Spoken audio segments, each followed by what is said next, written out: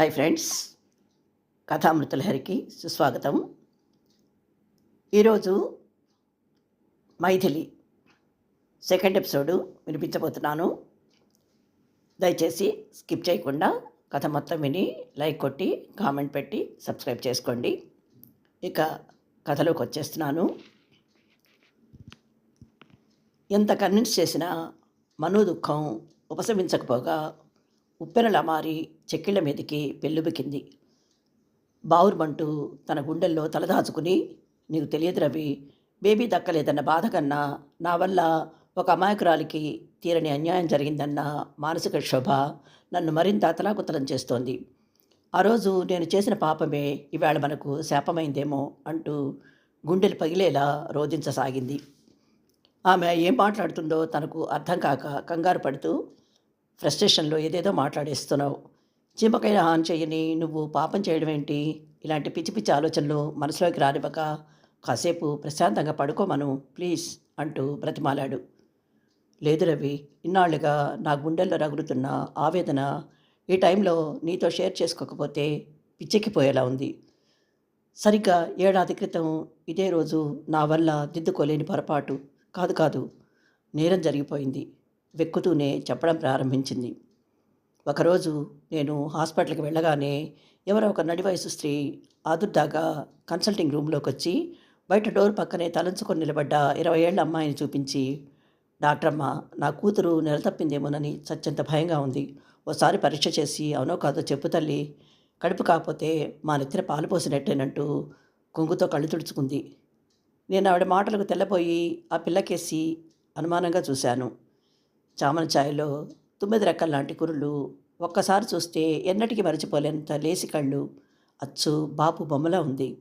తెల్లటి కాటన్ చీర, బొట్టులేని నుదురు, అన్నిటికన్నా ఆ కళ్ళల్లో గూడు కట్టుకున్న విషాదం గమనించాక తన గురించి మరో విధంగా అనుకున్నందుకు నా మీద నాకే కోపం వచ్చింది.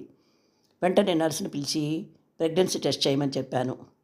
నర్సు అమ్మాయిని పక్క రూమ్లోకి తీసుకెళ్ళగానే తల్లి నా 2 చేతులు పట్టుకొని, అమ్మ మైథిలి మాకు లేక పుట్టిన బిడ్డ, ప్రాణం పెట్టి పెంచుకున్నాం.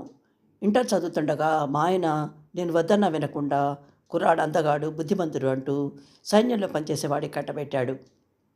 మా కర్మ కొద్దీ నేను భయపడ్డట్టే జరిగింది. పెళ్ళయ్యాక 2 నెలలు కాపురం చేసి మళ్ళీ డ్యూటీలో చేరడానికి వెళ్తూ విమాన ప్రమాదంలో చనిపోయాడు. కాళ్ల పారాణి ఆరకముందే తన బతుకు బుగ్గిపాలు చేసిన ఆ అర్ధాయుష్ మొగుడి మీద ఈ పిచ్చిది వల్ల మాలిన ప్రేమ పెంచుకొని పగలు రాత్రి అతనే తలుచుకుంటూ కూలిపోతున్నది. ఇక బిడ్డ కూడా పుడితే వాడి మీద మమకారంతో మారుమనువుకు ససేమిరా అంటుంది. అందుకే నా అనుమానం నిజమైతే మీరే ఏదో విధంగా దానికి నచ్చచెప్పి వెంటనే కడుపు తీసేయండమ్మా, మీకు పుణ్యం ఉంటుంది అంటూ చేతులు పట్టుకుని బ్రతిమాలింది. కూతురి కోసం ఆ తల్లి పడే ఆరాటం నాకు అర్థమైంది. కానీ ప్రెగ్నెన్సీ కన్ఫర్మ్ చేయగానే ఆ పిల్ల కళ్ళల్లో మెరుపు చూస్తుంటే అబార్షన్ చేయించుకోమని చెప్పడానికి మనసొప్పలేదు. అయినా ఆమె భవిష్యత్తు దృష్ట్యా అదే మంచిదనిపించి వీలైనంత వరకు నచ్చజెప్పే ప్రయత్నం చేశాను. కానీ ఆ పిల్ల చిత్రాము ఒప్పుకోలేదు. భర్త అందించిన తీపి గుర్తును చిదిమేసేందుకు తాను సిద్ధంగా లేనని, అతడి ప్రతిరూపమైన బిడ్డను చూసుకుంటూ బ్రతికేస్తానని స్పష్టంగా చెప్పింది. ముక్కుపచ్చలారని మైథిలి కొద్ది రోజుల సహచర్యంలోనే భర్తతో అనుబంధం ఎంతగా పెనవేసుకుందో నాకు బాగా అర్థమైంది. చేసేది లేక ఆమెకిష్టం లేకుండా బలవంతంగా అపార్షన్ చేయడం చట్టరీత్యా నేరమని, అలాంటి పిచ్చి ప్రయత్నాలేవి చేయొద్దని తల్లిని గట్టిగా హెచ్చరించి నెల చెకప్కి తీసుకొని రమ్మని చెప్పి మెడిసిన్ రాసిచ్చి పంపించేశాను. గేటు దాకా వెళ్ళిన ఆ పిల్ల మళ్ళీ వెనక్కి తిరిగి వచ్చి నాకేసి కృతజ్ఞతగా చూస్తూ, థ్యాంక్ యూ డాక్టర్, మీ మాటలతో నాకు కొండంత ధైర్యం వచ్చింది. ఇక నా బిడ్డను నా నుంచి ఎవ్వరూ దూరం చేయలేరు. మీ మేలు ఈ జన్మలో మర్చిపోలేను. నా డెలివరీ కూడా మీ చేతుల మీదుగానే జరగాలి అనేసి వెళ్ళిపోయింది. మంత్లీ చెకప్కి వచ్చినప్పుడు తల్లి మొహంలో ఉన్న దిగులు, బాధ కూతురిలో కనిపించకపోగా ఆ కళ్ళలో ఓ బిడ్డకి తల్లిని కాబోతున్నానన్న ఆనందం స్పష్టంగా ద్యోతకమవడం గమనించిన నాకు జాలిపడాలో సంతోషించాలో అర్థం కాలేదు. 3 నెలలు నిండగానే స్కాన్ చేశాను. బేబీ గ్రోత్ నార్మల్గానే ఉంది. ప్రాబ్లం తనలోనే. వీలైనంత త్వరలో గర్భసంచికి స్టిచెస్ వేయకపోతే మిస్‌క్యారింగ్ అయ్యే ప్రమాదం ఉందని అర్థమైంది. కానీ ఆ విషయం వాళ్ళకి వెంటనే చెప్పలేకపోయాను. కారణం, అప్పుడే తన కడుపులో ప్రాణం పోసుకుంటున్న నెత్తిడి గుడ్డును కాపాడి మైథిలిని సంతోషపెట్టాలా? లేక మరో పెళ్లి చేసి బిడ్డ భవిష్యత్తు చక్కదిద్దాలని ఆరాటపడే తల్లిదండ్రుల కోరిక నెరవేర్చాలా అన్న సందిగ్ధం. ఏది న్యాయమో, ఏది అన్యాయమో తేల్చుకోలేని డోలాయమాన స్థితిలో మీనమేషాలు లెక్కిస్తూ ఓ వారం గడిపేశాను. అంతలోనే అనూహ్యంగా పరిస్థితి చేయిదాటిపోయింది. ఆలోచనలో పడి నేను చేసిన జాప్యం వల్ల తల్లి గర్భంలో ఊపిరి పోసుకుంటున్న ఆ చిన్ని ప్రాణి నిస్సహాయంగా జారి భూమి మీద పడిపోయింది. ఆ రోజు గుండెలు పిండేసే ఆ హృదయ విదారక దృశ్యం జీవితంలో మర్చిపోలేను రవి.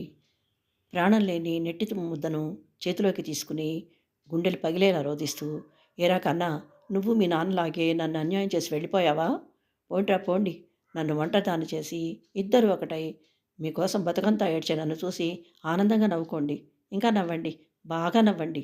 దిక్కులు పిక్కటిల్లేలా హిస్టీరిక్గా ఆ చిన్నారి తల్లి అరిచిన అరుపులు నా చెవుల్లో ఇంకా ప్రతిధ్వనిస్తూనే ఉన్నాయి.